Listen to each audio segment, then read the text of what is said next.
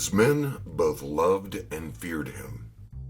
Born in New York to Italian parents in 1914, Paul Vario, or Paulie, as his friends called him, would one day become one of the most powerful capos in the Lucchese crime family. His base of operation was Brownsville, an area of Brooklyn which became notorious during the 1940s as the headquarters for dozens of contract killers who became known to the public as Murder Incorporated. Vario was considered extremely quiet and rarely spoke about his family or his childhood. What we know about him today comes from two sources: his arrest record and that he was the head of the crew, which included two well-known associates, Jimmy the Gent Burke and Henry Hill. In fact, Vario would never have been known outside of law enforcement circles had it not been for the book Wise Guy by Nicholas Pileggi and the subsequent 1990 Hollywood blockbuster film Goodfellas. Vario was a large man, standing over 6 feet tall and tipping the scales at nearly 250 pounds. Henry Hill explained, "Paulie was impervious to fear, impossible to surprise. If a car backfired or someone called his name, Paul Vario's head would turn, but slowly." It has been reported that Paulie first got involved in organized crime in the mid-1920s. From then on, until his death, he earned a reputation for ruthlessness due to the fact that he held loyalty above all things and dealt swiftly and harshly with those who betrayed him. His first arrest was around the year 1925, at the tender age of 11, when he was convicted of truancy and served 7 months in a juvenile detention center. Over the next 60-plus years, Vario would rack up more arrests and a few convictions for various crimes including loan sharking, burglary, tax evasion, bribery, bookmaking, contempt of court, and assault. A 1988 article in the New York Times by Mark Hulig states that Vario was also arrested on rape charges. It should be noted that the article never mentioned who the victim was or if Vario was ever convicted. Besides being the boss of his own crew, Paulie also owns several legitimate businesses, including a flower shop, a cab stand, the Euclid Avenue Cab Company, and a restaurant, Presto Pizzeria. Though also mobbed up, his brothers, Vito, Salvatore, Thomas, and Leonard, ran most of his legitimate businesses. The aforementioned Leonard, who was the oldest of the Vario children, had the distinction of once having been arrested with Charles Lucky Luciano. Vito, a younger sibling, who was also known as Tutty, ran the pizzeria and the cab stand, where most of the crew's illegal business was conducted. The cab stand stood directly across the street from the home occupied by the teenage Henry Hill. As a young man, Hill would run errands, park cars, and do other various odd jobs for the Vario crew.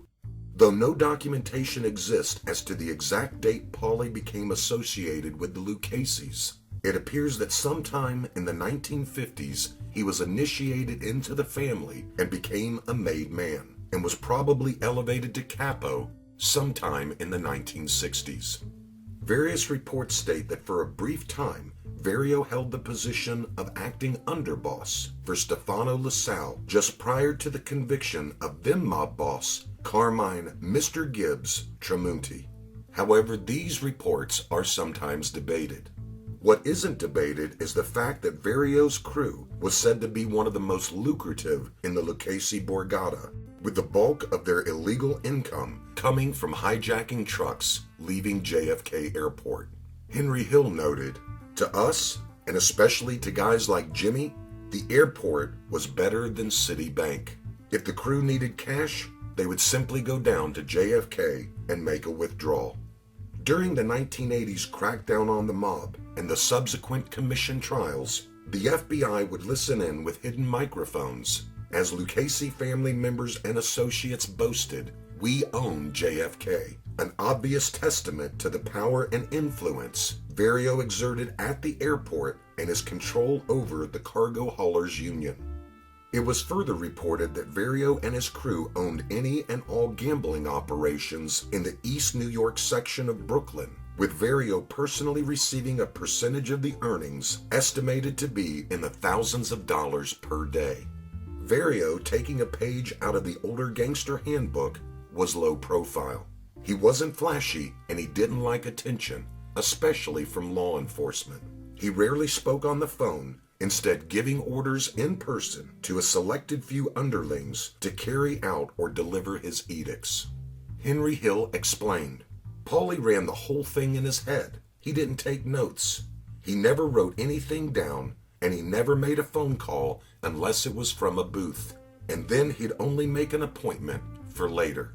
In fact, Vario was so low profile that this speaker can attest that the numerous encyclopedias he owns still do not contain an entry for Paul Vario.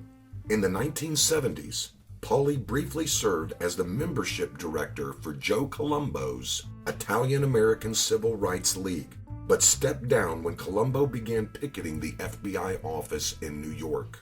Paulie was sure that this was not a good move by Colombo and that it would cause unwanted attention on their illegal activities.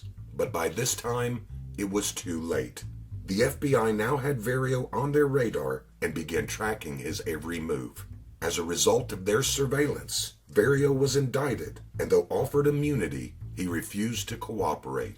After being found guilty of contempt, he was sentenced to 3 years in prison. He did his time with Henry Hill, who was serving a 10-year prison sentence for an attempted murder conviction. A year after his conviction, Paulie was paroled and began having an affair with Hill's wife.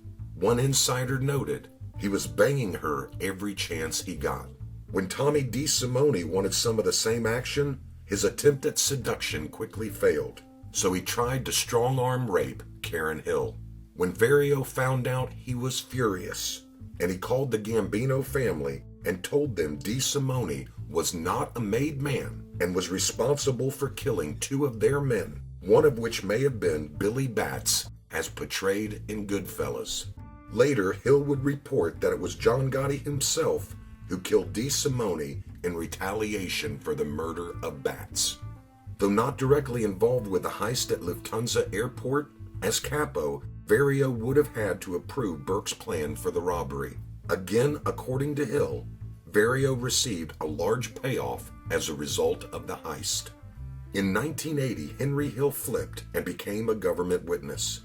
This may have been payback for the affair Vario had with Hill's wife, or it may have been that he feared Burke and Vario would whack him for drug dealing without permission. But according to Hill, he seemed to believe that it was due to his involvement with the Lufthansa heist. Hill knew that Burke had already whacked out several others involved in the theft, and he feared that he was next. Whatever the reason, as a result of Hill's testimony, Vario was found guilty in 1984 for defrauding the government.